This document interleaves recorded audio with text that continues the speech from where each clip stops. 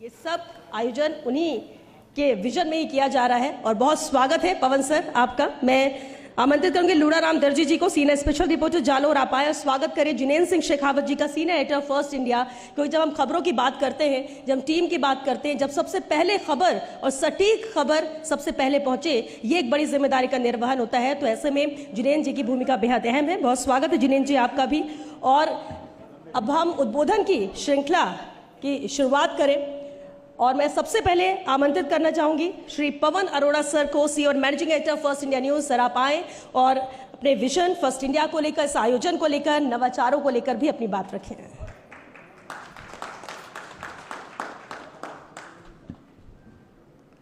नमस्कार, आप सभी का आज के इस सांचौर मारवाड़ गौरव सम्मान समारोह में मैं अपनी ओर से और पूरे फर्स्ट इंडिया परिवार की ओर से बहुत बहुत स्वागत करता हूं, अभिनंदन करता हूं।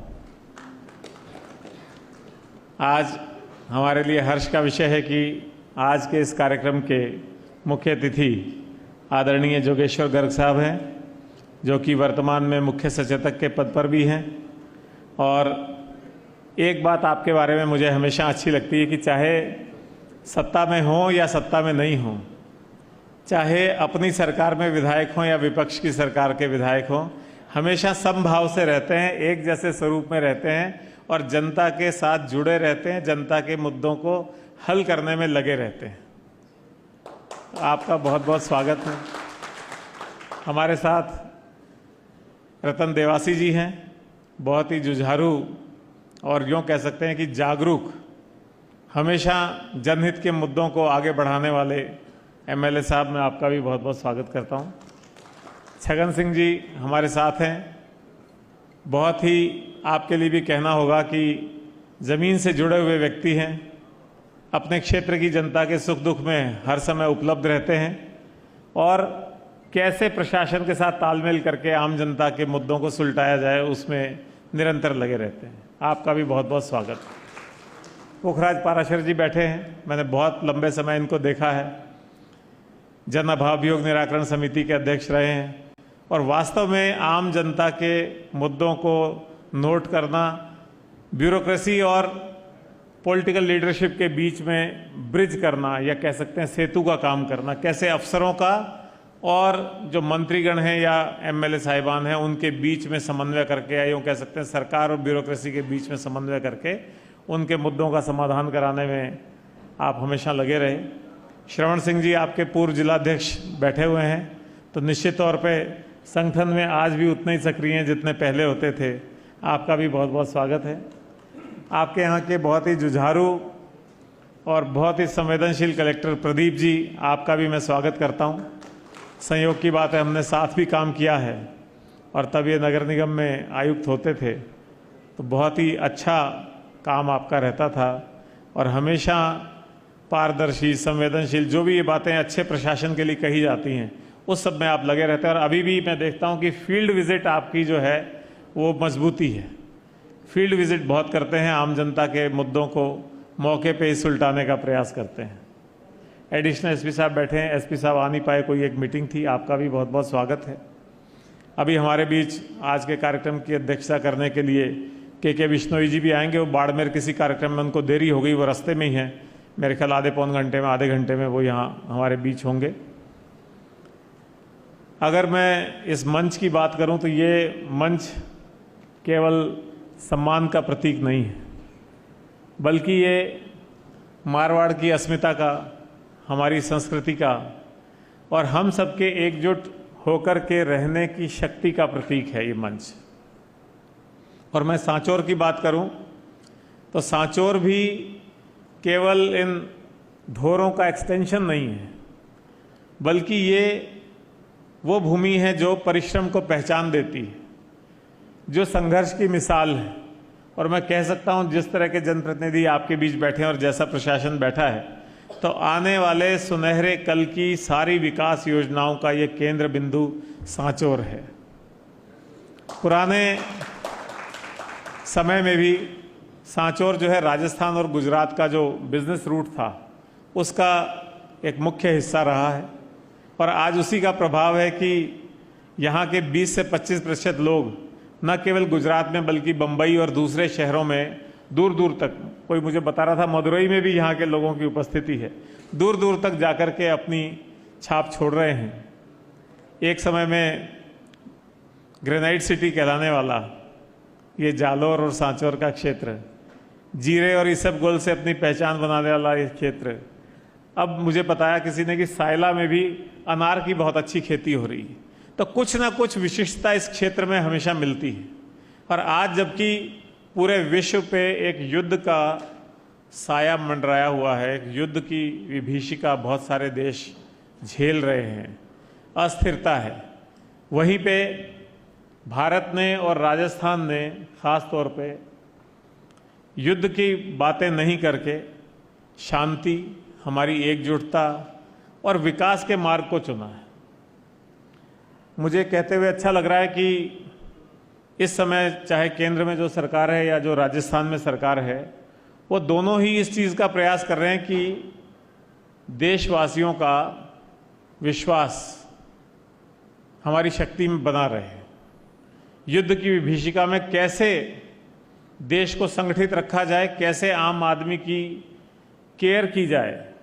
वहाँ दिल्ली में मैंने देखा सर्वदलीय बैठक हुई और आज एक बहुत बड़ा कदम उठाते हुए खास तौर पे इस युद्ध के कारण पेट्रोल, डीजल, गैस, इस संकट की बात की जा रही है अभी तक। तो पेट्रोल और डीजल पे 10-10 रुपये एक्साइज ड्यूटी कम करी है। इससे एक आम जनता में भरोसा आया है, सरकार के प्रति एक भरोसा होता है कि कोई इस माहौल में जहां आशंका का माहौल है, युद्ध का माहौल है, डर का माहौल है, कभी लगता है पता नहीं कैसा भारत पे कोई असर आएगा, ऐसे में ये महसूस कराना कि सरकार हमारे साथ है और सरकार हमारी केयर कर रही है। जहां पेट्रोल डीजल की बात हो रही थी, पेट्रोल डीजल महंगा होने की बात हो रही थी, वहां पेट्रोल डीजल सस्ता हो रहा है। तो ये चीज़ भारत में ही हो सकती है। ऐसे ही राज्य सरकार निरंतर लगी हुई है। अभी मैं 2 दिन पहले देख रहा था, भजन लाल शर्मा जी जो मुख्यमंत्री हैं अपने, वो खुद बैठक कर रहे थे, रसोई गैस की आपूर्ति कैसे हो, पीएनजी के कनेक्शन कैसे हो। एक ही दिन में 58 मामलों की एनओसी कलेक्टर से उन्होंने बैठे बैठे 2 घंटे में मीटिंग में कराई। इसी तरह से कितने दिन का स्टॉक एलपीजी का है, कितने दिन का कमर्शियल गैस का स्टॉक है, कितने दिन का पेट्रोल का, कितने दिन का डीजल का है, इस पर निरंतर नियमित रूप से मॉनिटरिंग हो रही है, न केवल मुख्यमंत्री स्तर पे बल्कि चीफ सेक्रेटरी और सारी ब्यूरोक्रेसी के स्तर पे। तो ये वो समय है जबकि हम ये दिखा रहे हैं कि हम कैसे एकजुट रहते हैं, हम कैसे शांति के पक्षधर हैं, हम कैसे विकास के पक्षधर हैं। तो यही हमारी मजबूती हमको बाकी पूरे विश्व में एक अलग स्थान देती है। आज का जो कार्यक्रम है, इसमें जिन महानुभावों को, जिन शख्सियत को अभी यहाँ सम्मानित किया जाएगा, मैं उनको भी बहुत बहुत बधाई देना चाहता हूँ। उनका सम्मान इस बात का प्रतीक है कि यदि आप ईमानदारी से काम करते हैं, यदि आप समर्पण से काम करते हैं, यदि आप समाज के लिए काम करते हैं, तो वो व्यर्थ नहीं जाता है। उसको रिकॉग्निशन मिलता है, उसको पहचान मिलती है आखिर, और उसको देख करके दूसरे लोग भी प्रेरित होते हैं। तो आज के इस कार्यक्रम के प्रचार प्रसार से जब और लोग देखेंगे इसको, तो निश्चित तौर पे वो भी प्रेरित होंगे कि हम भी अच्छा काम करें, और अच्छे काम का रिकॉग्निशन ज़रूर होता है। आज जिन लोगों को यहाँ सम्मानित किया जा रहा है, उसके अलावा मैं आपको बताना चाहूँगा कि फर्स्ट इंडिया न्यूज़ चैनल ने महिला सशक्तिकरण को ध्यान में रखते हुए एक महिला शक्ति सिद्धि सम्मान घोषित किया है, जो पूरे साल दिया जाएगा। हर महीने एक सम्मान दिया जाता है। ऐसी महिलाएं जिन्होंने दूसरी महिलाओं को आगे बढ़ाने का काम किया है, उनके जीवन में परिवर्तन लाने का काम किया है, उनको आर्थिक मजबूती देने का काम किया है, या और कोई नवाचार किए हैं, उन महिलाओं को हम उस पुरस्कार से सम्मानित करते हैं, उनके इंटरव्यूज़ करते हैं, उनकी बात को आगे बढ़ाते हैं। तो आपके यहाँ से भी अगर कोई ऐसे प्रस्ताव हो तो आप उसको दे सकते हैं। इसी तरह से खेती के क्षेत्र में जो किसान नवाचार करते हैं, जो उन्नत कृषि करते हैं, कृषि के उन्नत बीज पैदा करते हैं, उन्नत तकनीक का इस्तेमाल करते हैं, प्रति हेक्टेयर ज़्यादा से ज़्यादा उपज कैसी ली जाए इसके प्रयोग करते हैं, ऑर्गेनिक खेती में प्रयोग करते हैं, तो उनके लिए एक अन्नदाता सम्मान भी हमने हर महीने देने का एक कार्यक्रम रखा हुआ है। और उसमें मैं, जैसा मुझे बताया, अभी कलेक्टर साहब ने बताया था कि सायला में अनार की बहुत अच्छी खेती होती है। तो ऐसे कोई भी नवाचार हो और उसके प्रस्ताव हम तक आते हैं, तो ऐसे अन्नदाताओं का भी हम सम्मान करना चाहेंगे। एक पहल जिसके बारे में अभी आपको जिक्र किया था कि फलदार पौधे हम देते हैं। आमतौर पे आप देखते होंगे ऐसे कार्यक्रमों में फूलों के गुलदस्ते दिए जाते हैं। तो थोड़ी देर में मुरझा जाते हैं और किसी के काम भी नहीं आते हैं। तो ये फलदार पौधे देने का हमने इसलिए शुरू किया है कि हमको राजस्थान को तो हरा भरा करना ही करना है, और उसके लिए हर साल मॉनसून में जुलाई अगस्त के सावन के महीने में खूब वृक्षारोपण होता है। लेकिन अगर हम सामान्य वृक्षारोपण के साथ साथ बड़ी संख्या में फलदार पौधों का वृक्षारोपण शुरू कर देंगे, खासतौर पे उन एरियाज में जहाँ कच्ची बस्तियाँ हैं, जहाँ आंगनवाड़ी केंद्र हैं, जहाँ चिकित्सालय हैं, जहाँ नर्सिंग होम हैं, जहाँ स्कूल हैं, जहाँ बाउंड्री वॉल भी ऑलरेडी बनी हुई है, जहाँ पौधे सुरक्षित रहेंगे, वहाँ पे अगर हम फलदार पौधे लगाएंगे तो उन लोगों के काम आएंगे, उन बच्चों के काम आएंगे, उन गरीब तबके के लोगों के काम आएंगे जिनको आमतौर पे ऐसे फल खाने को नहीं मिलते हैं। तो ये एक हम चाहते हैं, और इसीलिए इस बात को हम इतना स्ट्रेस कर रहे हैं कि आप सब लोग इसमें साथ देंगे, आप सब लोग इसमें जुड़ेंगे तो निश्चित तौर पे ये अभियान आगे बढ़ेगा और उसका फल हमको मिलेगा। जहाँ तक राजस्थान और सांचौर और इन सब बातों की बात है, तो अब सांचौर की स्थिति भी बदलने वाली है। सांचौर निश्चित तौर पे जिस ढंग से अब रोड कनेक्टिविटी हो गई है आसपास, अभी मंत्री जी बता रहे थे कि जोधपुर से यहाँ आने में उनको मात्र 2.5 घंटे लगे, अहमदाबाद से आप आते हैं तो भी आपको इतना ही कुछ समय लगता है। तो ये जो आने वाला समय है, अब आने वाले समय में सांचौर की जो आवश्यकता है, सांचौर की आवश्यकता है कि अब इतना कनेक्टिविटी अच्छी हो गई है, एयरपोर्ट्स 2 पास में हैं, 2 क्यों 3 ही कह सकते हैं। अहमदाबाद एयरपोर्ट भी काम आ सकता है, जोधपुर आ सकता है, जैसलमेर आ सकता है, उदयपुर एयरपोर्ट भी आ सकता है, ऐसी कोई बात नहीं है। एयरपोर्ट्स की कनेक्टिविटी इतनी अच्छी है, सड़कों की कनेक्टिविटी इतनी अच्छी है, तो बड़ी बड़ी यूनिवर्सिटी कॉलेजेस यहाँ आने चाहिए, कौशल प्रशिक्षण के केंद्र आने चाहिए। यहाँ के जो बच्चे हैं वो रोजगार के लिए बाहर जाते हैं, वो अहमदाबाद जाते हैं, बम्बई जाते हैं, जयपुर जाते हैं या और प्रदेशों में जाते हैं, उसकी जगह उनको यहीं पे रोजगार मिल सके। अभी तक यहाँ छोटे छोटे उद्योग धंधे थे, बड़े उद्योग धंधे भी आने चाहिए। अभी बिश्नोई साहब यहाँ है नहीं, वरना मैं उस बात को आगे और बढ़ाता कि राइजिंग राजस्थान के दौरान जो MOUs हुए बड़ी इंडस्ट्री को लाने के, निश्चित तौर पे इस एरिया के लिए भी कुछ MOUs हुए हैं, उसके बारे में बिश्नोई साहब ज़्यादा बता सकते हैं। राइजिंग राजस्थान में MOUs करने और बड़ी मात्रा में निवेश लाने का काम भी इस क्षेत्र के लिए भी हुआ है। और किसानों के लिए भी कुछ और सोचने की ज़रूरत है। किसानों को अगर हम फूड प्रोसेसिंग यूनिट से जोड़ देते हैं, उनकी उपज का मूल्य उनको और बढ़ करके मिलने लग जाएगा। एक तो होता है आप सामान्य फसल बेच दो, और उसमें भी किसान ये देखता है कि कैसे उसकी फसल समर्थन मूल्य पे बिक जाए, MSP पे बिक जाए।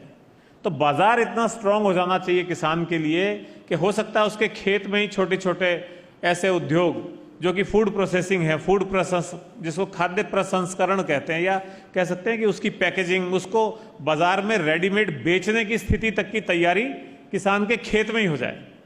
इसको अगर हम ये कहें कि किसान को किसानी के साथ साथ व्यापारी बना दें अगर हम, तो निश्चित तौर पे किसान के जीवन में बहुत बड़ा बदलाव आ सकता है। उसको उसकी उपज का मूल्य प्राप्त करने के लिए उसको समर्थन मूल्य पे डिपेंडेंट नहीं रहना पड़ेगा, बल्कि बाजार खुद आगे बढ़ करके आएगा और उसको उसकी उपज का पहले से कहीं बेहतर मूल्य मिलेगा।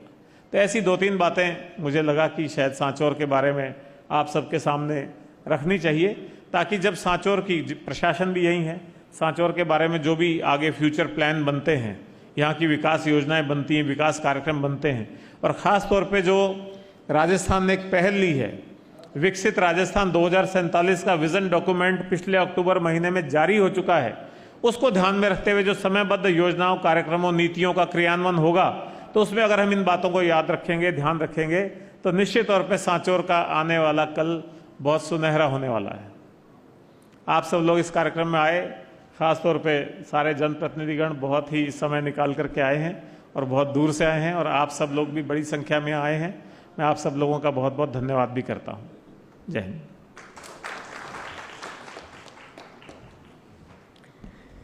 बहुत शुक्रिया पवन सर, आपने जो विजन रखा, साथ ही जो अहम सुझाव दिए इस क्षेत्र के विकास के मद्देनज़र भी बेहद महत्वपूर्ण है, क्योंकि सुझाव हर तरफ से आने चाहिए और तभी कुछ नया, कुछ बेहतर करने की ओर वो जुनून भी बढ़ता है और रफ्तार भी मिलती है। बहरहाल अब